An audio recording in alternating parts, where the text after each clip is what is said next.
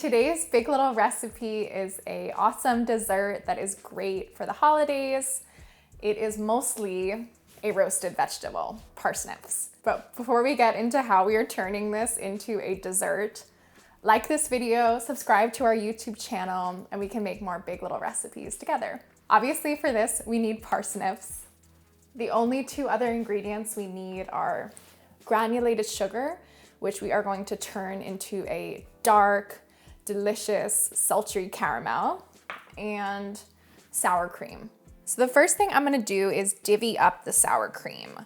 So some of this is gonna go in the fridge, and that's what's going to get swooshed under the parsnips and the caramel.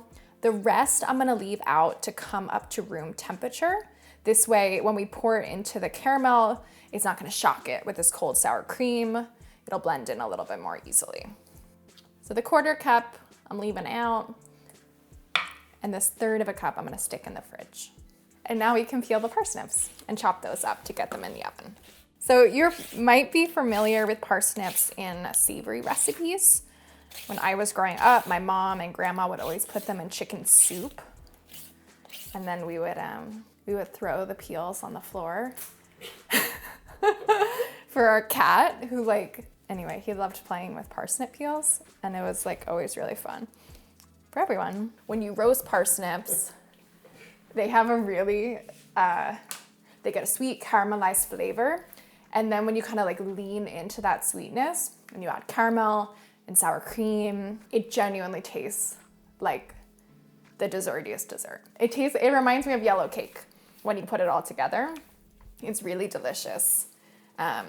And a little bit unexpected, which I think is fun if you're serving it for Thanksgiving or some sort of holiday or gathering, a special occasion. So now we're gonna chop them up. I don't know where my knife is. Odds are your parsnips are gonna be different sizes. This one is quite large. I think it was 3/4 of a pound. This one is much smaller, but that's totally okay because we're gonna chop them up. The only goal is just to get the pieces relatively even, and then they'll cook at even temperatures. Some of them are a little bit bigger than others.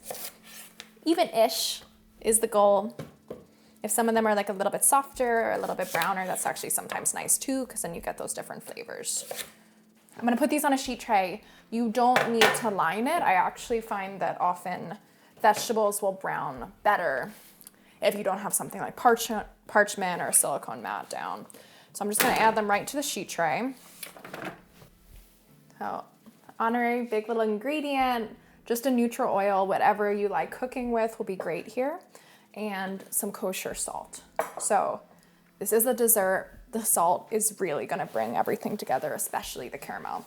So I am just going to drizzle some oil. Just gonna eyeball it on top. Whoop, okay. And then I'm gonna sprinkle some salt pretty generously.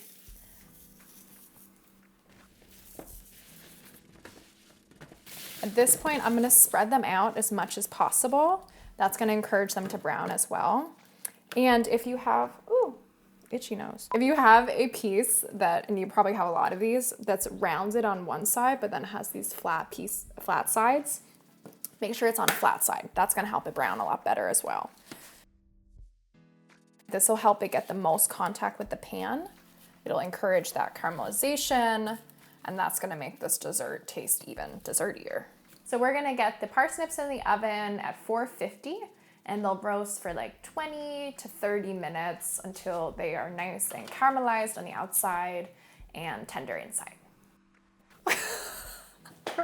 Where am I going? While the parsnips are in the oven, we are going to work on our caramel sauce. So this is super easy. It's just granulated sugar, a little bit of water that we're gonna pour on top, and that's gonna help it cook evenly. So I'm doing 3 tablespoons of water right on top of the sugar. And now we will turn our heat to medium-ish. The heat will depend a bit on your pot size. I'm using a pretty small pot here, so my heat's a little bit lower just so the flames aren't going around it. The biggest thing with caramel sauce, it can be a little bit finicky. If watch Great British Baking Show, it's like always like the most dramatic thing. What happens with caramel is if you're stirring it and then the granules of the sugar get on the side of the pot, that's where you're gonna start having problems. So I'm gonna let it do its thing until it starts to brown. Then at that point, we can swirl the pan just from the handle very gently, even out as it browns, and then that's it, it's done. Another thing that you can do to help the caramel cook evenly without disturbing it is simply shifting the pan. So like right now, that side was cooking a lot quicker, but now that I've shifted it, it's gonna go over to the other side and I don't have to stir it at all to get that evenness. So it really takes care of itself. You'll see in the beginning, the bubbles are gonna be really fast, really active, because that water is cooking off. And then it's gonna start to get like slower and like thicker seeming. And from the time you set it on the stove, the time it starts to brown, it really depends on your pot and your burner. 5 to 10 minutes is probably like a safe guess. Just hang out with it. You can like turn on some music or something. So you can see like already the bubbles have started to get like thicker. So before they were like, it almost just looked like simmering water. And now it has this kind of like viscosity to it that it didn't have even a few, like couple minutes ago. So at this point we have like a smiley face of browning around the pan. So I'm just doing like the gentlest swirl and that's helping it even out really quickly. Okay. So you really want to take the color basically as far as you can without it burning. It's a little bit tricky. It will continue to brown in the pan, so I'm going to cut the heat at this point. I would love for it to be just a little bit darker, but I know it's going to keep darkening in the hot pan. And at this point, my heat is off. The caramel is almost at the color I want it to be. So I am going to add in the room temperature sour cream.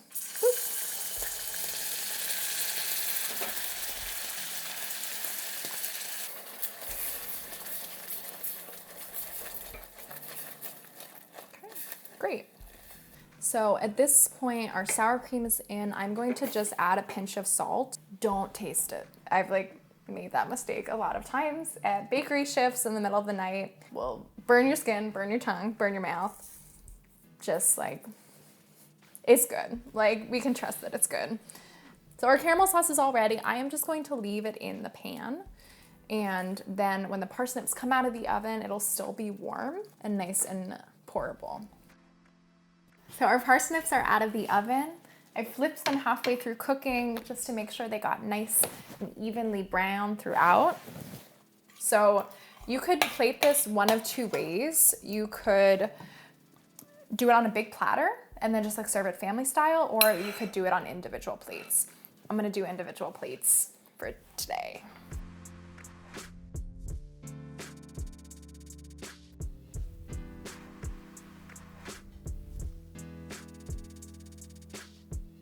You can stop right here with the parsnips, the sour cream, the caramel. It is so delicious. If you happen to have flaky salt, you can sprinkle a little bit of that on top too. These are our roasted parsnips with sour cream and caramel.